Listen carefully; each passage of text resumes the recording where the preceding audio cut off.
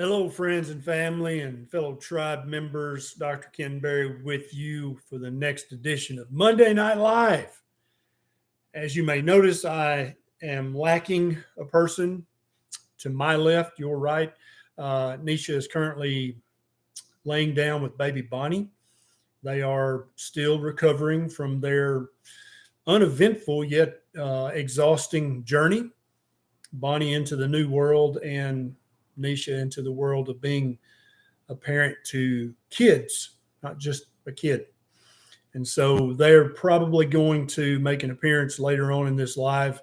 But for now, it's just you and me.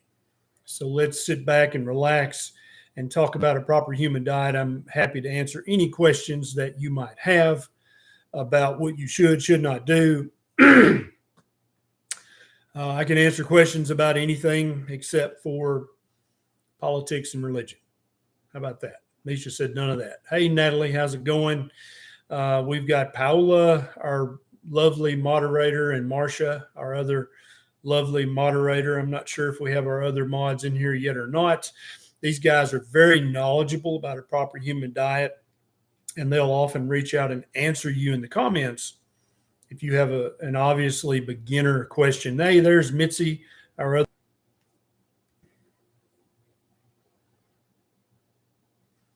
Whoa, not sure what happened there. So somebody asked about the PhD Summit. The PhD Summit has already been scheduled. It's going to be September the 17th in Nashville. There's more information on my website. If you just go to drberry.com, you can find all the information about the Proper Human Diet Summit coming up in Nashville, Tennessee, September the 17th. Before we get started, I just want to encourage all you guys to consider clicking the share button and sharing this video. Very, very often I have someone reach out to me and say, I just happened to catch one of your lives that someone shared on their social media, or they just shared it with me personally because they thought it would help me. And now I've literally transformed my health because that one person just decided to share your video. And I'm so thankful that they did that. So thank you in advance for clicking the share button and sharing this to your favorite social media. Yeah, I think you can send it in an email, a text message. You can share it in all sorts of ways because there are people out there who are metabolically very ill, very sick. They're suffering. And all they need are the simple answers of how to correct that. And then they don't have to suffer anymore. I think we had a little connection difficulty there for a second, but I hope I'm back now. Tell me where you're watching from in the world right now. What city, what state, what country? Where are you watching this video from right now? As I said earlier, if you're just joining, Neisha and brand new baby Bonnie will probably be making an appearance later in this video. They're resting, napping right now, but I think they're going to be up before long, and they will be making an appearance. Thank you for sharing, for clicking the share button. Thank you. Let's see. We got somebody from Manitoba. There's Glasgow, Scotland, Tucson, Arizona, Fort Myers, Allen, Texas, Virginia, Old Town, Florida,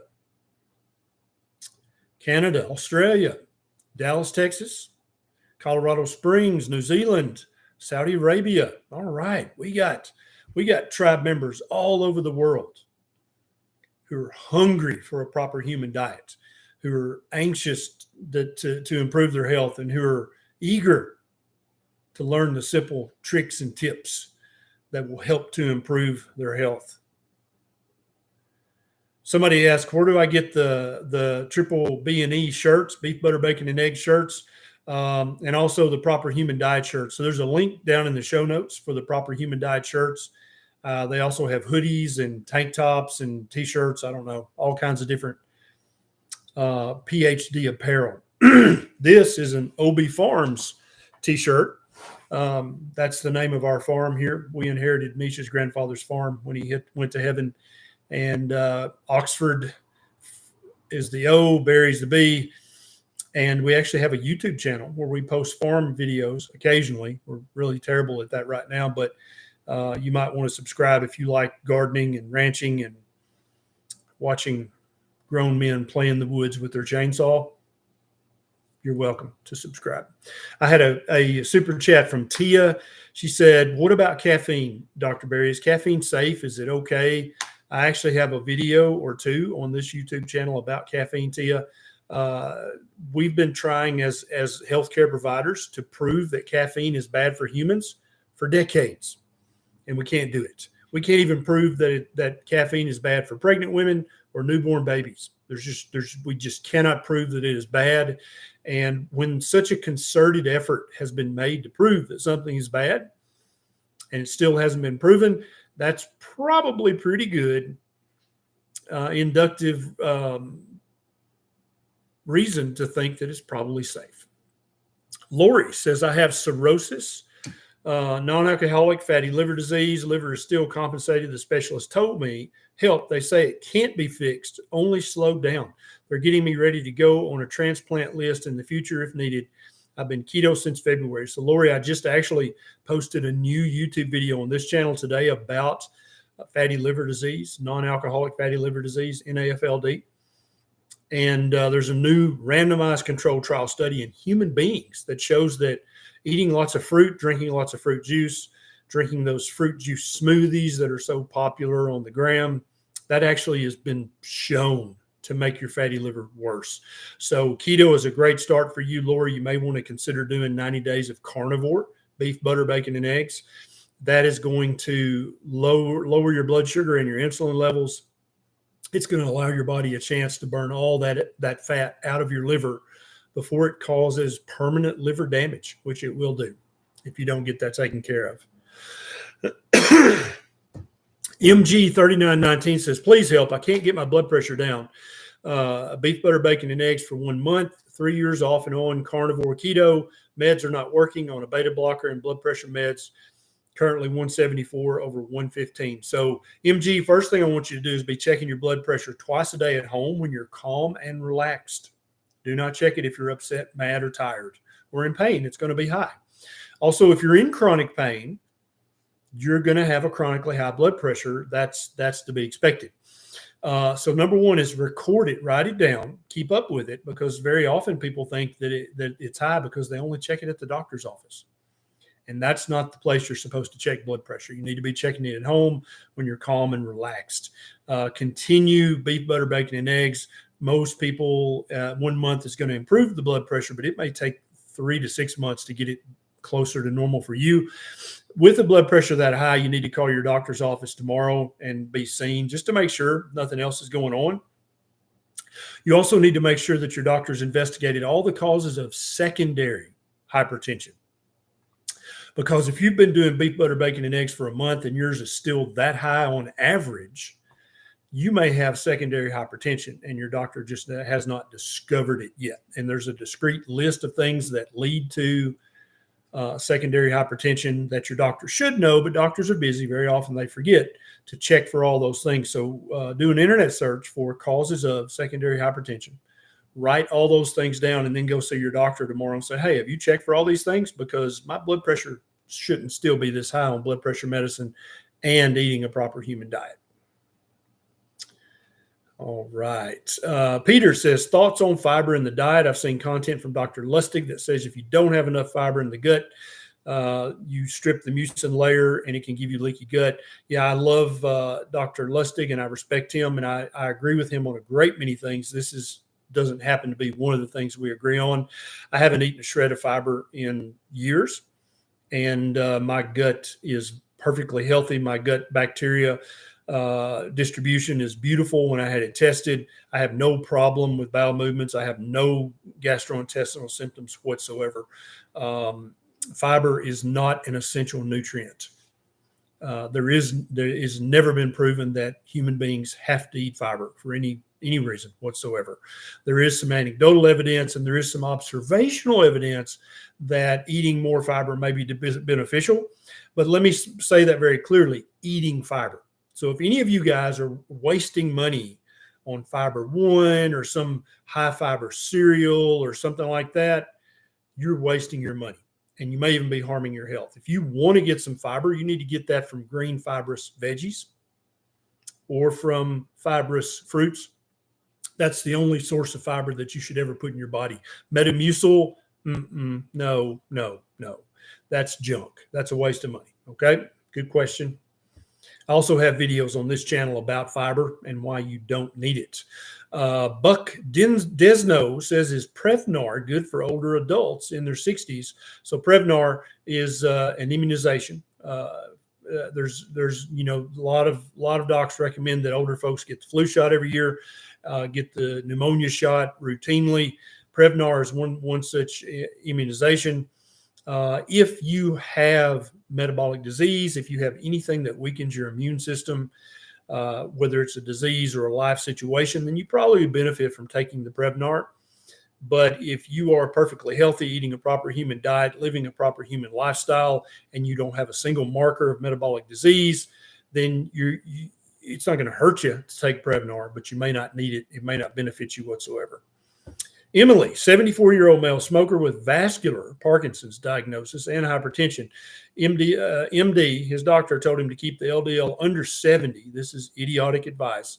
I've just gotten him off statins and on the PhD. What are your thoughts? Yeah, so any doctor that recommends keeping your LDL lower than 70, which is not even a physiological number for the vast majority of people, the only way you can get an LDL of 70 if you're eating a proper human diet is with artificial pharmaceuticals. The vast majority of people do not have an LDL of 70 unless they are eating a whole food, plant-based, raw vegan diet. And you can get down that unhealthily low by eating a vegan diet, but I don't recommend you do that. Okay. Watch my YouTube videos about LDL. That'll help you understand. Watch my videos about cholesterol. That'll help you understand.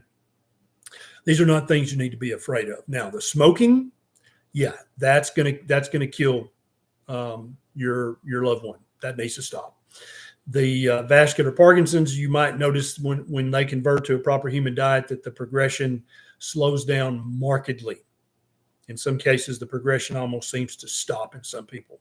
So best of luck with that, and keep us up to date on how that goes. Brian says, congratulations, doctor. What is non-diabetic hypoglycemia? What is the best way to treat it?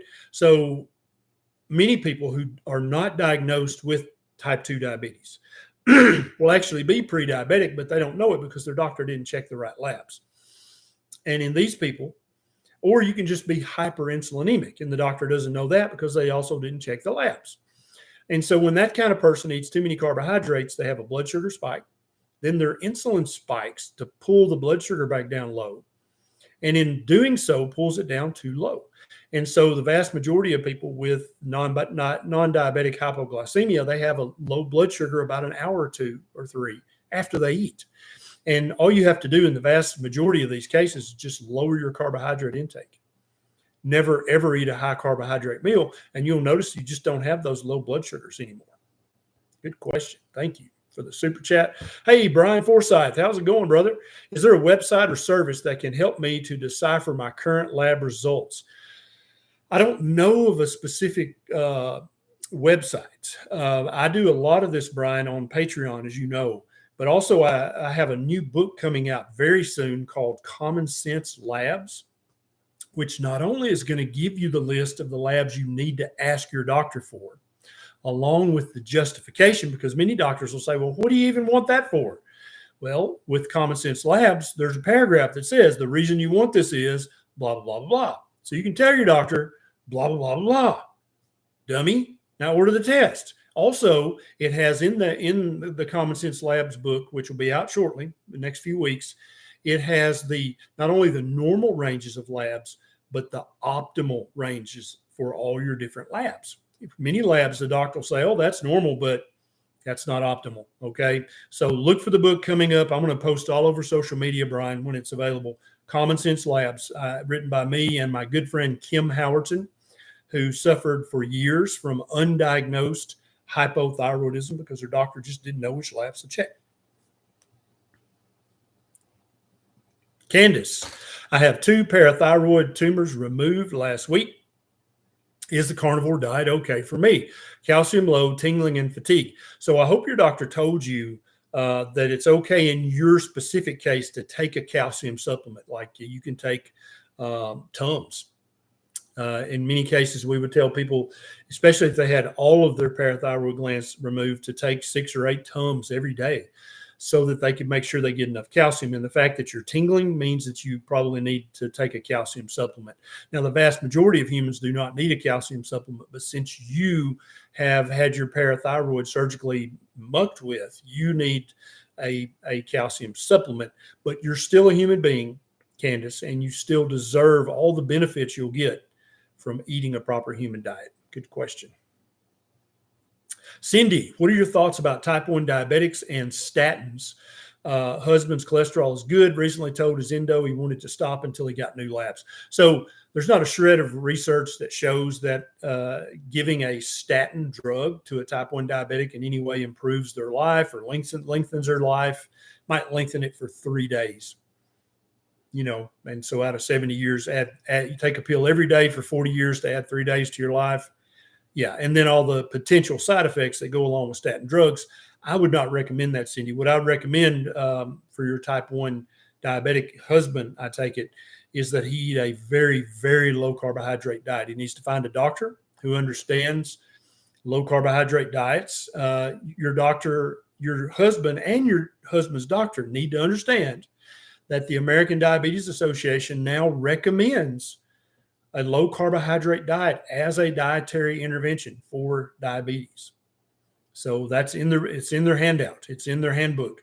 So don't let the doctor say, oh, it's not safe in type 1. That's not what the American Diabetes Association is currently saying. Your husband deserves a normal hemoglobin A1c, and your husband also deserves to have a good, healthy, high normal LDL cholesterol. Don't lower his cholesterol too low. Not healthy. Amber said, my hubby had an accident at work, broke both arms. Oh, damn, sorry. How can we do beef, butter, bacon, and eggs PhD on an extreme budget? I'm trying hard to keep us on track. Thank you for all you do. Congrats. So, Amber, you do not have to buy expensive meat on a PhD to do beef, butter, bacon, and eggs. You can buy the cheapest ground beef that they have at the supermarket, buy it in the big packs, break it up into 1 pound servings, wrap it up in plastic, put it in the freezer. You can do it with sardines. You can buy eggs. You can buy 2.5 dozen eggs, and the eggs are going to turn out to cost pennies for each egg. You can do it with Spam, with potted meat, all the cheap meat, cheap bologna, cheap hot dogs, as long as they're 0 carb, because you're going to read the ingredients, right? And you want to make sure they don't have too many artificial colors and dyes and bullshit in them. You can do beef, butter, bacon, and eggs just like that. Buy the cheap butter, make sure it's real 100% butter, but you don't have to buy Kerrygold butter. You can buy the cheaper butter. That's fine. Okay. But you got to realize a lot of people think, oh, I can buy this huge box of Cheerios for, $5. Well, that's 90% air. If you took that huge box of Cheerios and you smushed all that down, you'd be left with about 1.5 cups of actual food. You can get way more food in the meat section of your grocery for $5, or in the Spam, potted meat, bologna, hot dogs. You can get way more nutrition from meat than you can from any of the highly processed junk foods. Okay. So look for sales, buy on sale, put it in the freezer, put it in a friend's freezer if you think they won't eat your meat when you're not looking. But there's all kinds of ways to eat carnivore on a budget. And eating carnivore is going to help your husband heal quicker. Okay. You want those bones to heal and be as strong as they were before. He needs to be eating his meat and eggs 100%. Thanks for the super chat.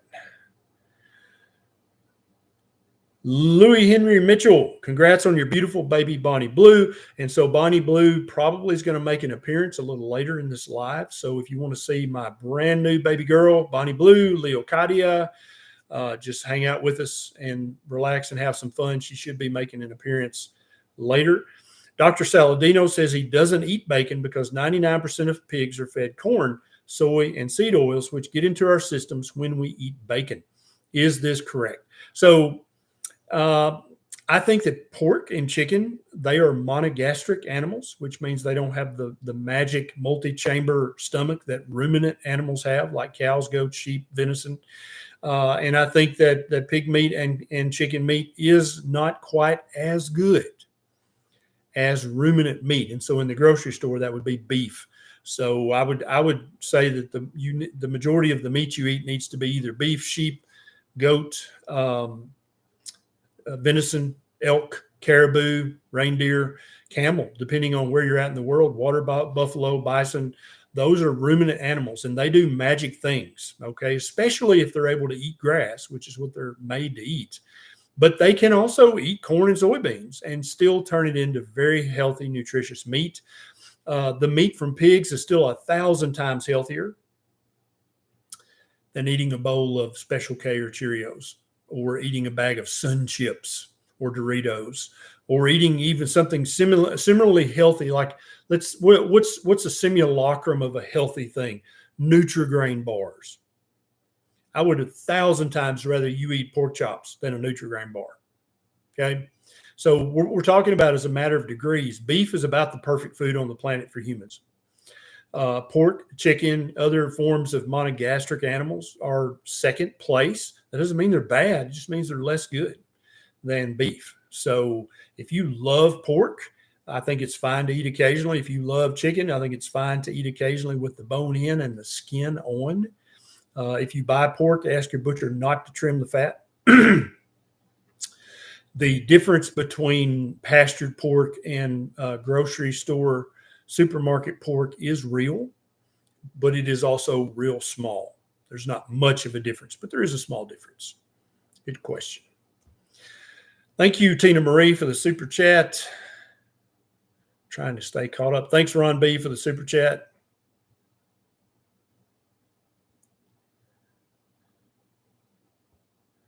And Danny Lee, I'm allergic to fish, both fresh and salt water.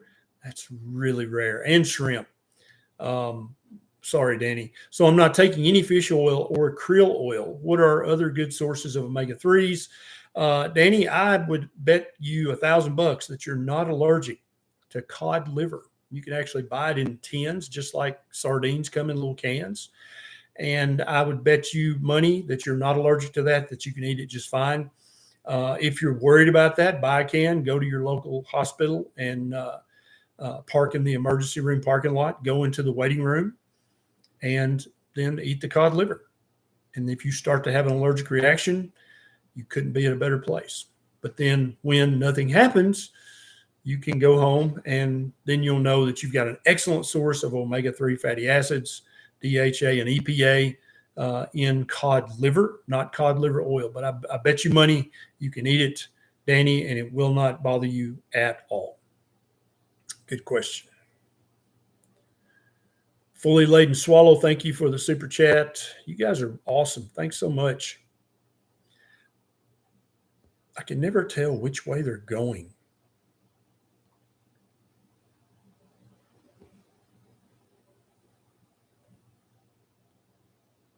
Thanks, Roy Voss. Thanks, Joan. You guys are awesome. Thank you so much. Let's see if I can find some more questions in here. Vanessa's watching from Paraguay. Wow. Glad you're watching, hanging out with us. Let's see. Any announcements? Are you new? Is this the first live that you've ever caught? If so, type new in the comments so that the moderators can welcome you and we can see just how many new people we've got watching. Somebody wants a Dr. Saladino t-shirt. I bet he sells them. Let's see what's going on here. Wow. Oh, man, we got a ton of new people. Look at all these new people, moderators. Welcome, guys. Welcome, welcome. We're so glad to have you. Yeah, you can get the cod liver online. I buy mine from Amazon. I think I get 10 or 20 tins at a time. And when you buy it in bulk like that, it turns out to be pretty darn cheap. Micah says, why do mussels seem to be higher in carbs than other similar foods? So most shellfish, most crustaceans are higher in carbohydrates. These are naturally occurring carbohydrates. In my opinion, they are not nearly as glycating or damaging as the carbohydrates found in higher carbohydrate foods. There's a few carbohydrates in liver. There's one carbohydrate in each egg that you eat. This is known. We've known this for years. It does not look like these carbohydrates glycate your tissues and cells and muck up the machinery of your physiology like the carbohydrates from sugars and grains.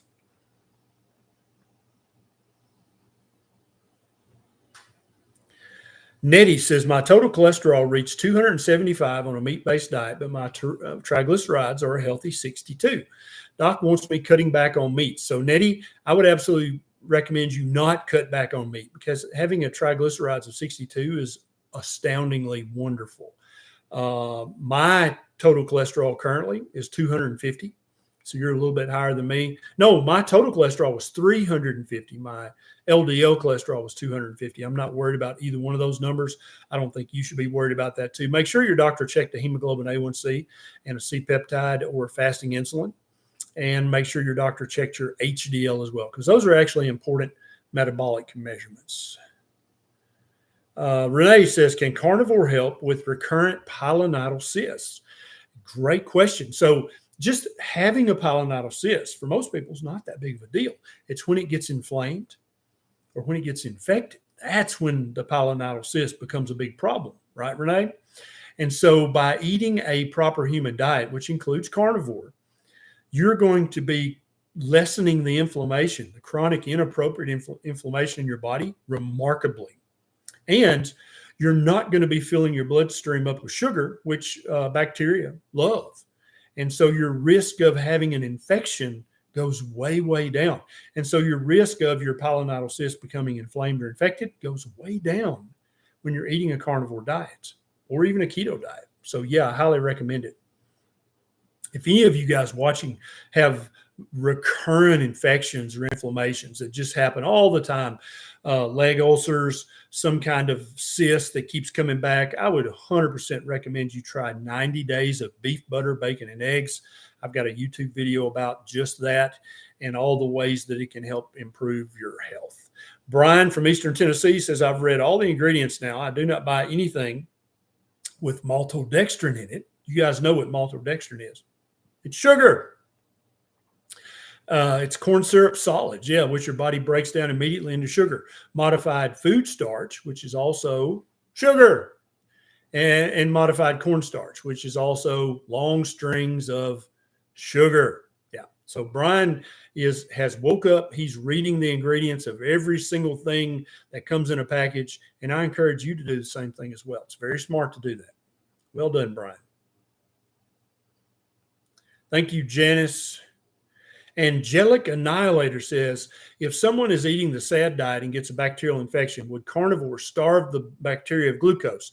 So now I'm not saying that you can treat an existing infection by switching to a carnivore diet, but you're going to definitely make the bacteria very unhappy by doing that. Right. And so if you've got a current skin infection or some infection somewhere, you need to go see your doctor and probably get a short round of appropriate antibiotics. But by converting to a carnivore diet, what's going to happen is you're just not going to have that recurrent infection happen anymore. It's really quite amazing. People who've had recurrent bladder infections or recurrent diverticulitis or diabetic ulcers, or they just keep having this gets infected, that gets infected all the time. When they switch to beef, butter, bacon, and eggs, that just stops happening. Oh, I think I hear some shuffling around in the other room. We may be about to meet baby Bonnie here. I'm not sure. Let's see. And Celeste says, do you have any articles that support that red meat does not cause colon cancer? I know you have a video on cancer in general, but specific research. So, and Celeste, pay attention.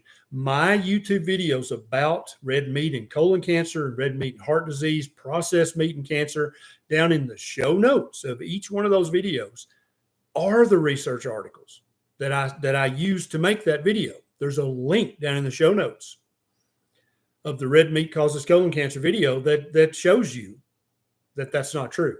So I try to always, in all my videos, I try to include the research. I don't want you to just blindly accept my opinion. I want you to do your due diligence and go, wait a minute. And that's exactly what you can do by looking in the show notes of my videos, is you can look at the research. Pamela, for someone with a non-alcoholic fatty liver that suffers with migraines, I know the medication isn't good for it. So what would you suggest doing? I'm a week into the carnivore diet. Thank you for helping. Pamela, you're doing it right now. Okay. I've got videos on this channel about migraine headaches and things you can do to decrease the frequency and severity, or just cause them to go away altogether. And also multiple videos on this channel about how to reverse non-alcoholic fatty liver disease. And guess what? The carnivore diet's going to do both of those things for you. So you've got the solution, Pamela. Now you just need to have some good old patience. Just do it 90 days at least. And you'll notice that the severity and the frequency of the migraines keep getting less and less. And when you go for a repeat ultrasound of your liver, the fat will be gone and you'll be very happy. Pamela, how do you heal a histamine intolerance? So one of the biggest things you can do to improve this is to decrease the level of chronic inappropriate inflammation in your body. And you do that by adopting a proper human diet, Pamela. And once you've done that and you've been on a proper human diet, which can be carnivore, ketovore, keto, or very, very low carb, that's real whole foods only. That's the proper human diet spectrum. You're just not going to have as much of a histamine reaction to certain foods. Now, some people, even on a proper human diet, they still have some problem with histamine intolerance. And indeed, there are a few carnivores I know that even beef, because it's aged for about 2 weeks, that causes the histamine to go up in the beef. They have to live on sheep and goat because even the beef has too much histamine and it causes a reaction. Roland, I'm still recovering from mercury poisoning. Any suggestions? Yeah, I hope you've seen your doctor, Roland. Your doc may want to do some chelation therapy or some other therapies to help get as much of the heavy metal out as possible. If it's too late for that, or your poisoning is not egregious enough for that, then it may just take time and you eating a proper human diet to get the rest of that out of your system. Thanks for the super chat, Roland. Thanks, Jenny, for the super chat. Woody Allen, but not that Woody Allen, right? Who says carnivore is expensive? I bought 60 pounds of Kroger organic beef for $190. I'm eating for around $5 a day. Now, this is what I'm talking about. Carnivore diet, you think, oh my God, ribeye and T-bones. No, it doesn't have to be that.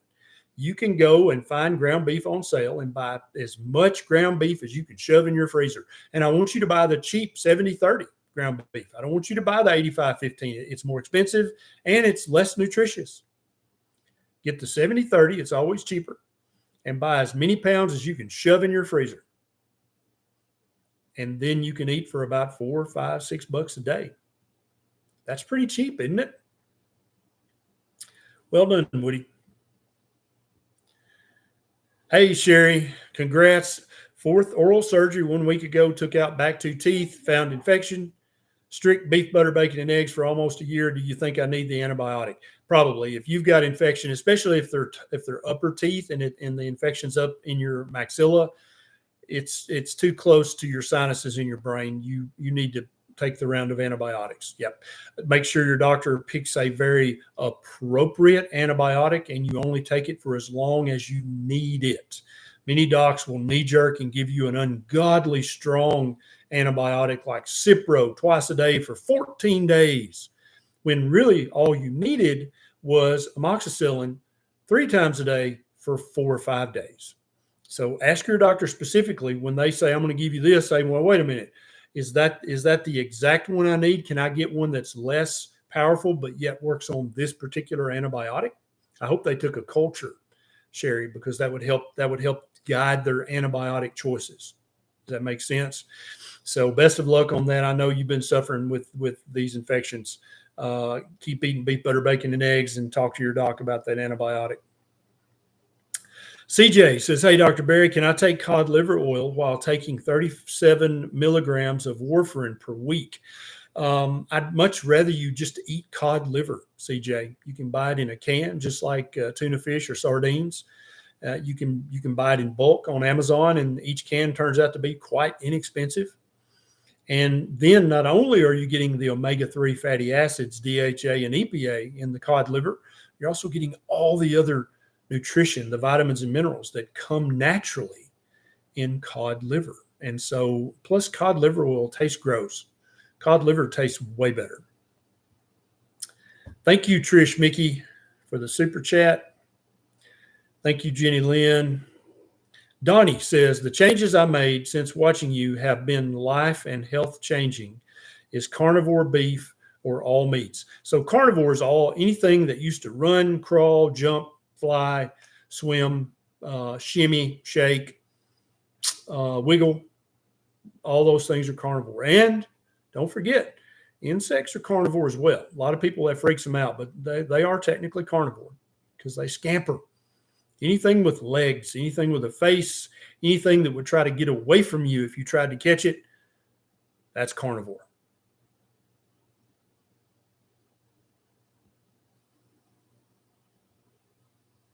Thank you, Paula.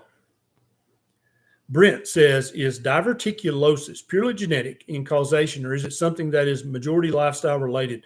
So almost certainly, Brent, 10 or 15 years from now, when actual good research has been done about this, we're going to find that diverticulitis comes from eating too much highly processed food.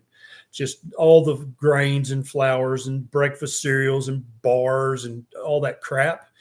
A lot of doctors will tell you that if you have diverticulosis, you don't need to eat nuts or seeds. Again, this is complete bullcrap. This is not true at all.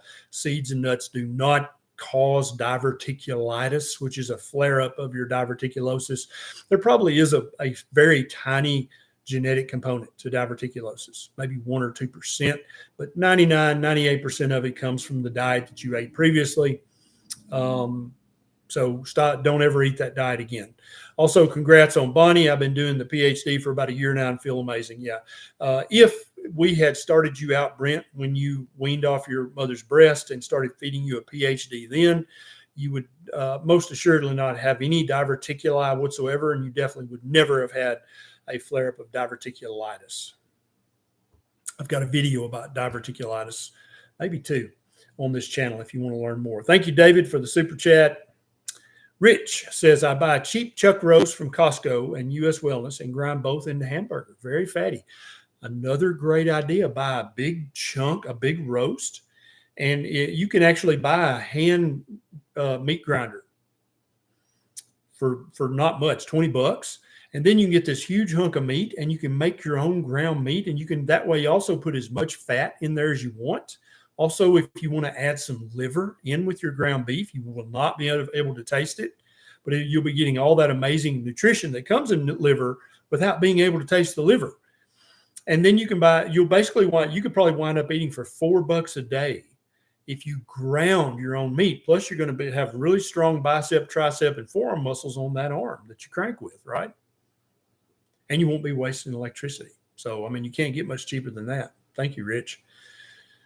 Brooklyn, mostly carnivore since November. I've lost 40 pounds. Let's give Brooklyn a thumbs up, everybody. That's pretty awesome. 40 pounds since November. So far, I wish someone would do a study on people with cerebral palsy on carnivore. I have my life back better than it ever was. So Brooklyn has cerebral palsy. And no doctor ever told her that her diet matters, I guarantee you. If they did, they said, oh, you need to eat plant-based. Right? But Brooklyn has discovered on her own that a carnivore diet can make a significant difference in the quality of life for someone with cerebral palsy. Well done, Brooklyn. Brooklyn, I really, if you haven't already done so, I would highly encourage you to start an Instagram page, to start a Facebook page, to start a YouTube channel. There are so many people out there with cerebral palsy suffering. They have no idea that there's something they can do. There's so many family members who love their family member with CP, but they think they're just screwed. They're like, this is it. This is as good as it's going to get. But you could actually change their life, Brooklyn, by sharing the lessons that you've learned. Fully Laden Swallow. Hey, Dr. Barry, congrats to you and Neisha. Bonnie is a real sweetie. You must have seen her pictures on Neisha's Instagram. Question, do meds like Paroxetine affect A1c. So paroxetine is the generic for Paxil. It's an SSRI, and they don't have much effect on your hemoglobin A1c. They may increase it 1/10 of a percentage point, but not much. But the problem with paroxetine and fluoxetine and all the other SSRIs is they come with a long list of side effects, and they don't really do anything over and above placebo. In every single actual real study that's been done, their results are kind of less than impressive. Thank you, David. Thank you, Dale Bobbitt, for the super chat. SC, your opinion on how long after hip replacement do you have to take antibiotics? I'm taking amoxicillin 500 milligrams, 4 tablets for teeth cleaning. So when they first started doing hip replacements, there was a fear that if you got your teeth cleaned, that might introduce bacteria into your system that might then travel and get into the artificial joint and cause a terrible infection. Most orthopedic surgeons no longer believe this and no longer recommend that you do this. Also, keep in mind, when you convert to eating a proper human diet, you're actually going to alter the bacteria that live in your mouth. Oh, did you not know? All you guys got bacteria in your mouth.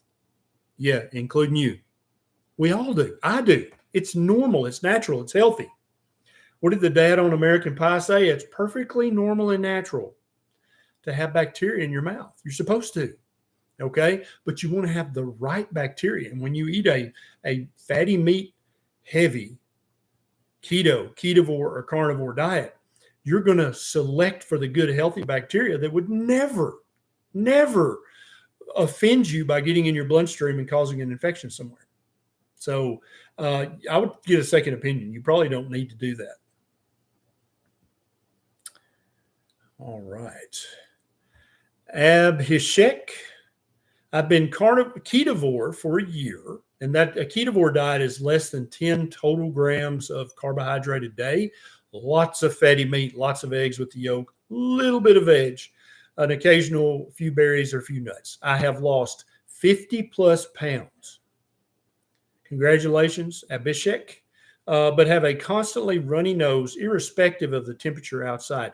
So there's several things that could be contributing to this, Abhishek. You might have a foreign body in your nose that you're not aware of. You might have a smoldering sinus infection, including a fungal infection that you're not aware of, that your body can't get to because it's formed a capsule.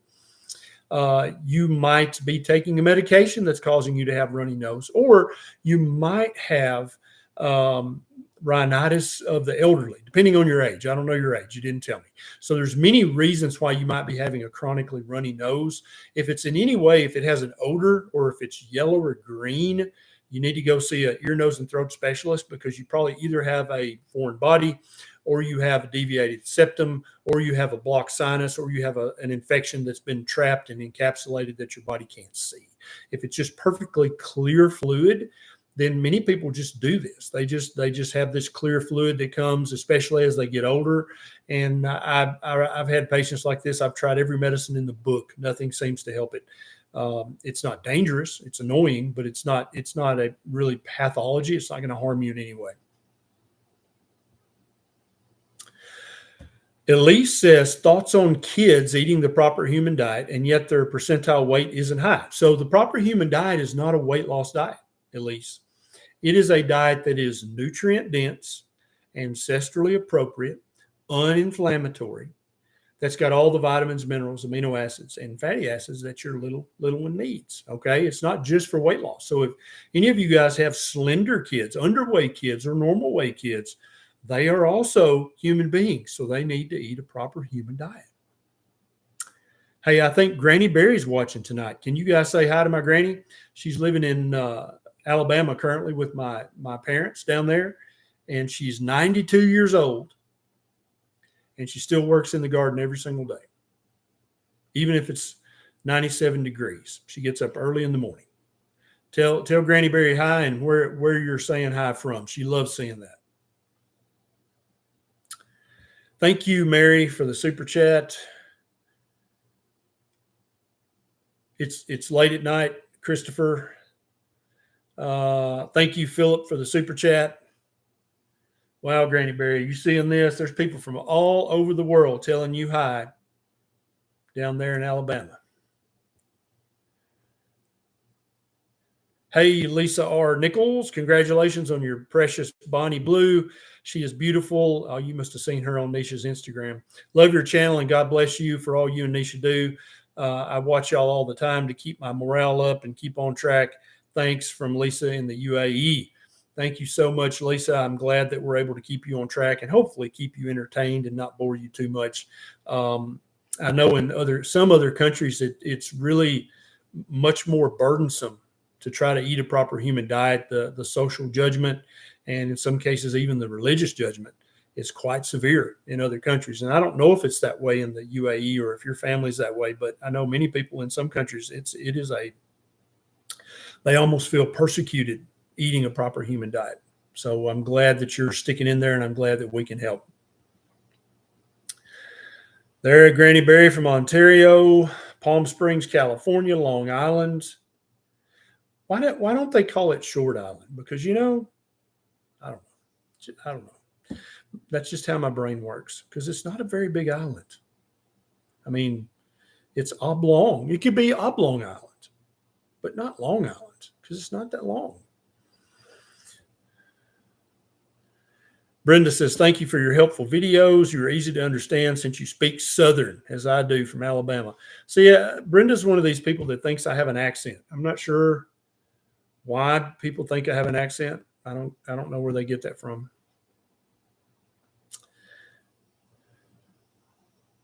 Nate Dogg says, all you guys should hit the thumbs up button, share this video, and subscribe. I agree. Thank you, Nate. Janice has been watching for 2 years. Man, I'm hoping. I keep hearing some movement. I think Bonnie Blue's coming. Not sure. We'll see. They were laying down, so if Neisha drifted off, they may not make an appearance, but I think they're going to try. Hi to Granny Berry from Louisiana. Angelic Annihilator says, to what extent is it possible for brain cells to regenerate? So if you'd asked me this 10 or 15 years ago, I would have said there's no chance, zero. They don't regenerate. You're born with all the neurons you have, and that's it. But actually, more and more research is showing is that we do form new neurons. And so they regenerate very, very slowly. They're replaced very, very slowly, much more slowly than, say, the cells in your intestinal lining. They're replaced once a week. Every week you have a completely new intestinal lining, whereas some of the neurons in your brain are decades old. But you can make new neurons. First, they said it was possible, then it wasn't. Any research on this? Yeah, all the new research coming out shows that we do make new neurons. There are progenitor cells in the brain. But you're not going to replace them very quickly. It's going to take a long time. And that's why when you have a neurological injury, it doesn't heal in a few weeks. It takes many, many months, in some cases, several years. Lisa says, no, in the UAE, we are meat heavy. Ketovore, carnivore is easy here. Lamb, goat, camel, and beef. Booyah, all the ruminants. And a lot of you guys laugh at me when I say that camel is a great animal, but in many parts of the world, they eat camel on the daily. Other parts of the world, they eat reindeer, caribou, moose, elk, antelope, all that stuff. There's this humongous ruminant down in Africa. I can't remember the name of it. It's a very beautiful animal, but it gets huge, like a ton. And in Africa, that's an excellent ruminant meat to eat. I cannot remember the name of it. Zebu, is that right? I don't know. But I'm glad that it's not hard for you there, Lisa. That's awesome. Gary, like most type 2 diabetics, I take Actos and Metformin. I'm keto for 9 months and carnivore for 4. My last two A1Cs were 5.1 and 5.6. When can I wean off the drugs? Well, Gary, you can stop the Actos right now. You have a normal A1C. So I talked to your doctor, but I would say stop the Actos today. Throw it in the garbage right now. And then continue the Metformin for 3 more months as you continue carnivore. Get your A1C rechecked. And if your A1C is still normal, if it's 5.6 or lower, you don't need the Metformin anymore. You've done it, Gary. You reversed type 2 diabetes. With an A1C of 5.1, your doctor still has you on Actos. That's dumb. Not on your part, Gary, on your doctor's. And you can, when you go see your doctor, you can be as abrupt or as diplomatic as you want to be about that. You can say, well, Dr. Barry said you're dumb, or not. It's up to you, Gary. Whatever you want to do. Steve, ulcerative colitis. What has been your overwhelming observation with regard to treating this with diet? Lots of conflicting info. Is meat bad? So, Steve, if you go to any average gastroenterologist, they're going to tell you to eat a plant-based diet. But what you're going to find, Steve, when you say, I think I'm going to ignore that advice and I'm going to try 90 days of beef, butter, bacon, and eggs with only salt and very minimal spices. And I'm not going to drink anything but maybe water, sparkling water. If you did that for 90 days and you found that your ulcerative colitis symptoms went completely away, imagine that, Gary. I'm sorry. Imagine that, Steve. What would that be like if you had no UC symptoms? And I have more people reach out to me from the carnivore community that says, man, I had to get a colostomy because of my UC. I was on death's door because of my UC or my Crohn's. And now eating a carnivore diet, it's like I don't even have it anymore. I hear that comment every single day. So, Steve, I would highly, highly recommend you do 90 days of beef, butter, bacon, and eggs. And then get back with me, Steve, and tell me how your UC symptoms are doing. And then maybe you can teach your gastroenterologist.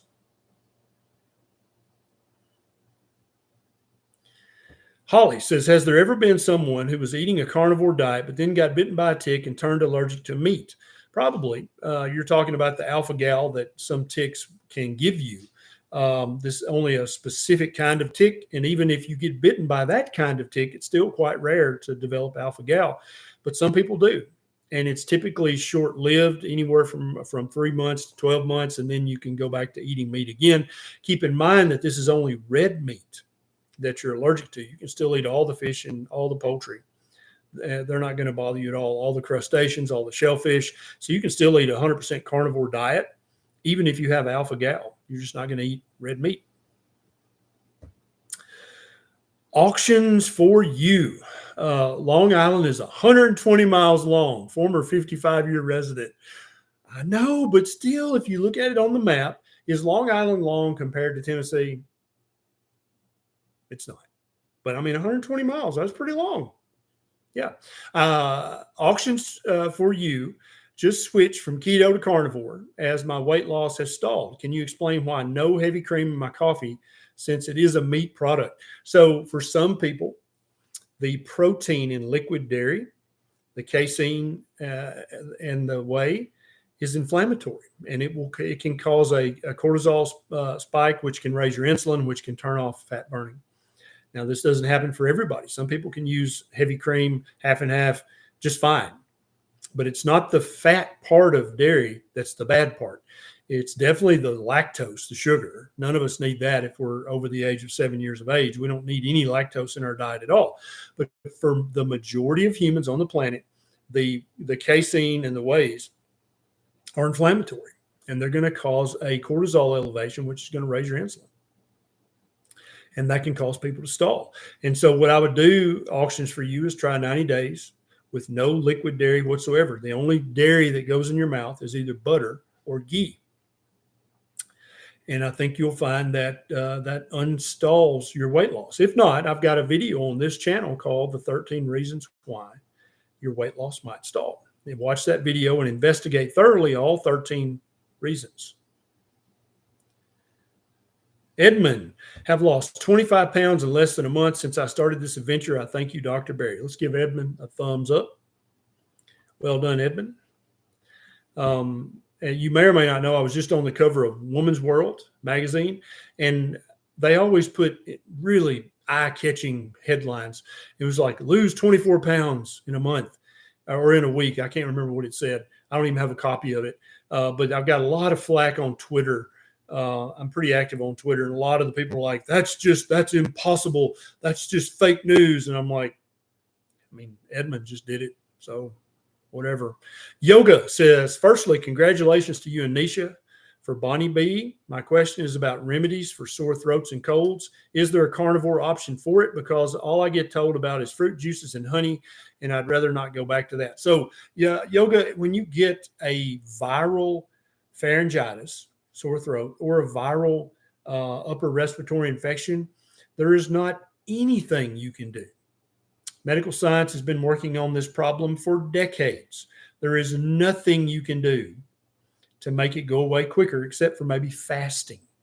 I recommend anytime I get a viral infection, which is exceedingly rare, I don't even remember the last time, but I just don't eat. I stop eating. And that seems to ramp my body's immune system into high gear, and I get rid of it quicker.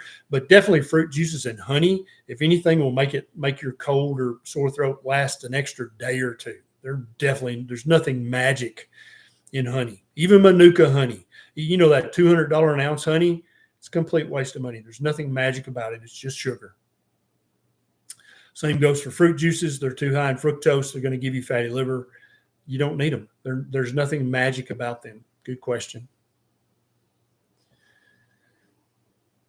Terry, 86-year-old mother, stage 4 congestive heart failure, stage 4 chronic kidney disease, colon cancer, recent cachexia diagnosis. Will carnivore hurt her? No, carnivore definitely will not hurt her, Terry, but let me say this. She is a sick woman. And if she is 100% on board with carnivore and like, yes, I want to try it, then help her 100%. Yes, it will help improve her kidney function, her lung function, her heart function, and may even slow down her colon cancer. But if you're going to have to try to coerce her or talk her into it at 86 with all these diagnoses, it may be too late. You may just need to hug your mother and tell her you love her every day and let her do what she wants to do. It's not worth a fight at this point. But now if she's amenable and she's like, yes, I want to try it, then 100% help her. But don't try to trick her or force her into changing her diet at 86 if she's this sick and she's not 100% on board. It's just going to cause strife in the family. You don't want that to be your last memories of her is fighting over food with her. So love your mama. And if she's 100% on board, then carnivore all the way.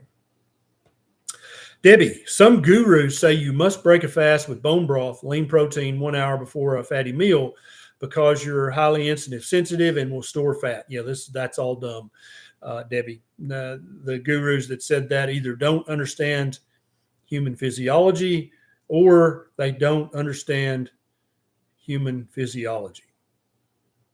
Now, if you're going to do a long fast, 7 days or longer, then there's an increasing risk that you might develop refeeding syndrome. And so you do want to break your fast with maybe one scrambled egg and then wait 30 minutes and give your digestive system a time to wake up, or a cup of bone broth and then wait an hour and let your body ramp back up its digestive processes.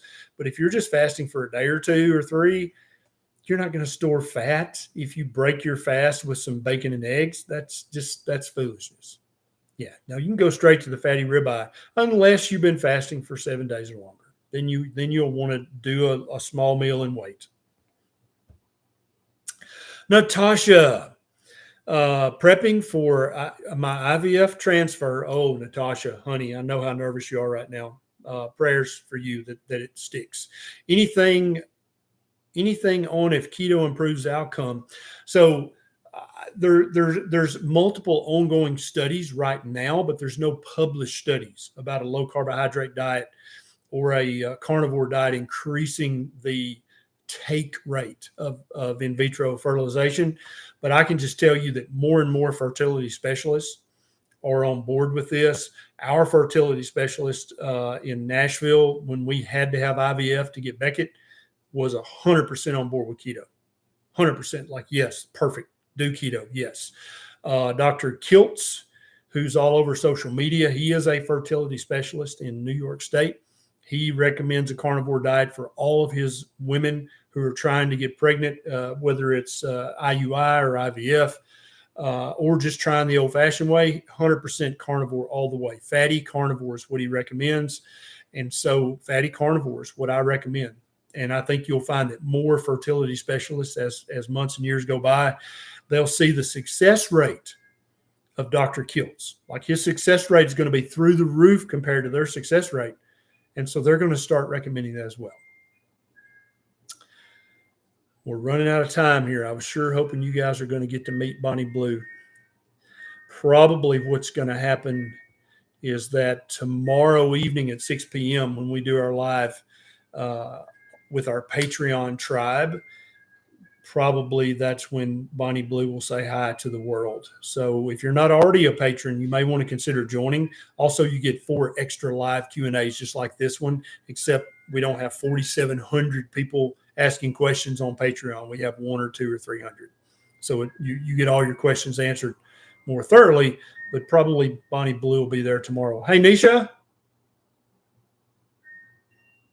I don't know. We'll see. We'll give them a few more minutes. David says, I started all meat and eggs and fish 6 months ago. I was told I needed a disc fusion in my neck. Listen, guys, this is important. David started eating meat, fish, and eggs 6 months ago. He was told he needed a disc fusion in his neck. I bet he had severe neck pain.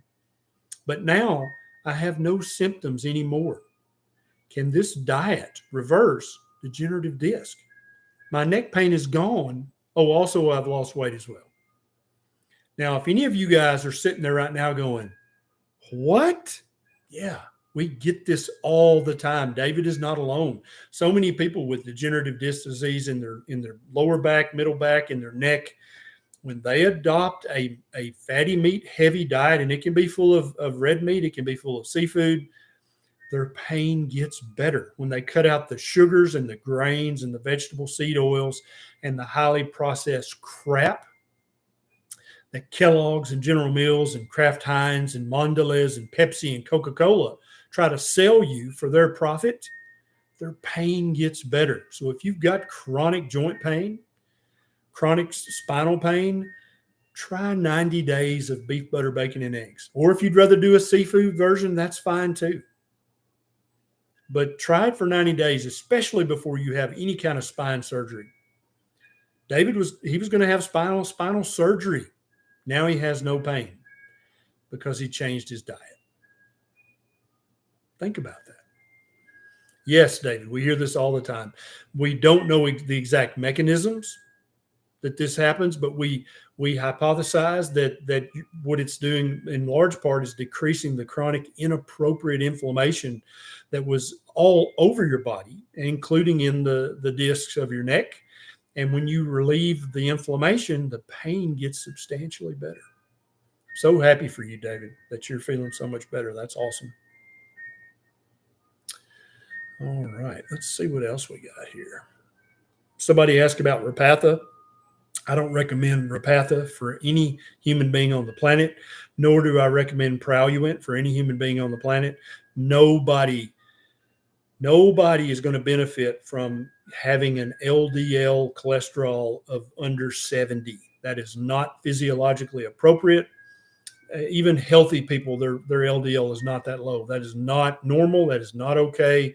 There's not enough long-term research showing that to be safe.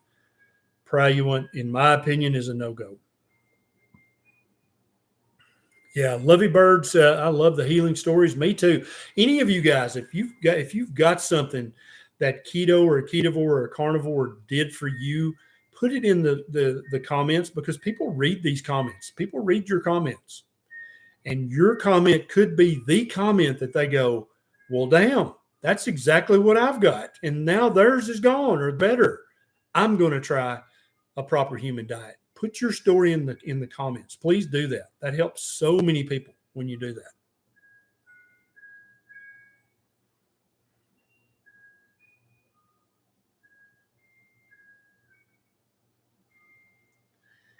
Let's see if we got a couple more here. Woodson Johnson said, are you still recommending any meat as compared to grass-fed, grass-finished Panda Massage? So, Woodson, if you can afford grass-finished beef, I want you to buy it, because you're encouraging the market and you're encouraging more producers to get into the grass-finished beef business. But if you cannot afford it, then you can do just fine on grain-finished feedlot beef.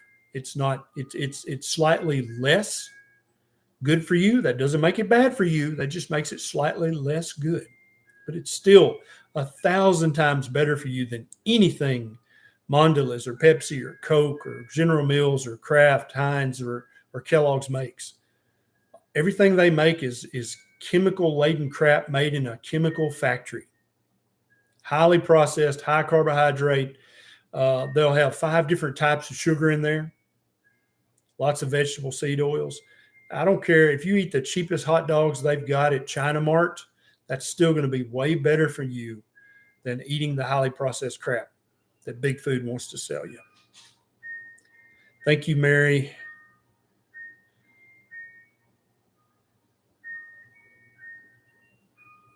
All right, I'm going to get 1 or 2 more here, guys. If we've talked about something and you know somebody that would help to hear this conversation, please click the share button and share this video with them. No, Eric, pancakes from a mix, that's just about as unhealthy as you can get. Hervé says, is wild game too lean for keto? So wild game is very lean unless you're shooting fatty wild game. And in some parts of the world, that still exists. But at least in North America, all of our wild game is very, very lean. And so it's not bad for you. You're just going to add fat to it. You're going to cook it in butter. You're going to wrap it in bacon. You're going to add some beef tallow. You're just going to add some fat to that lean wild game. Okay. Without further ado, says that their eczema cleared up after 2 weeks of a proper human diet. You know anybody that's got eczema? You know anybody that's got psoriasis? Megan says her plantar fasciitis was gone after 2 weeks of PhD. Know anybody with plantar fasciitis? I bet you do. Plantar fasciitis sucks. I used to inject people's plantar fascia before the clinic fire, and it's an ungodly painful injection, but their plantar fasciitis had bedeviled them for so much for so long that they're like, yeah, I don't care how bad it hurts, just do it. I need some relief.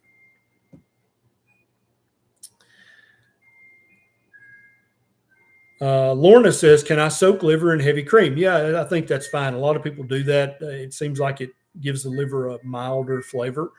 But you're not going to still have enough heavy cream to actually cause any harm or inflammation in your body if you let the majority of it drip off. Leonard has swollen feet. Leonard, why don't you try 90 days of beef, butter, bacon, and eggs only and see how your edema is doing after that 90 days. Jennifer had trigeminal neuralgia, tic douloureux, one of the most painful conditions known to humanity. There are multiple documented cases of people committing suicide because of trigeminal neuralgia. Jennifer's trigeminal neuralgia is gone after a few weeks on a PhD. Interesting. Wannabe Farmer says, can you make tallow from hamburger grease or just sue it? So you can definitely collect the grease or the oil when you cook hamburger. And what I do is I put it in a tall, narrow container because it's going to separate.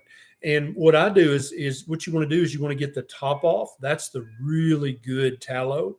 And underneath, there's going to be some water and there's going to be some kind of particulate matter. I don't use that. I give that to the dogs because it's still full of nutrition, but I don't like the taste of it. I want just that layer of tallow on the top. And so when that container gets cold, you can just flip the tallow right off the top. Jennifer's plantar fasciitis went away. Let's see what else we got here. Yeah, bear meat and beaver meat is fatty. AJ Alicia says, that's right. Yeah, there's still fatty animals out there. Sean says, hey, Dr. Berry, requested a C-peptide and fasting insulin, and my doctor doesn't know what to do with the info. Yeah, and this is the reason Kim Howerton and I wrote the book, Common Sense Labs, is for just such a case so that you can teach your doctor. This is what a C-peptide is, this is what it means, and this is the range it should be in. Wouldn't that be awesome if you could teach your doctor? What does C-peptide of 0.7? So that's a good C-peptide. Your insulin's 4.7. That's a good number. Your A1C is 5.6. Total cholesterol 273, HDL is 64. That's great. Triglycerides are 49. That's great. I can tell you've been eating a proper human diet, Sean. It shows in your numbers. So all those numbers are great. Don't worry about your total cholesterol. Yep. But that's exactly why we wrote that book, is because there are a lot of doctors like, I don't even know what the hell a C-peptide is. I don't even know what that is. What does it mean? You can teach your doctor. And when you teach your doctor, not only does it help you, helps every other patient that doctor sees for the rest of their career. Pretty big deal.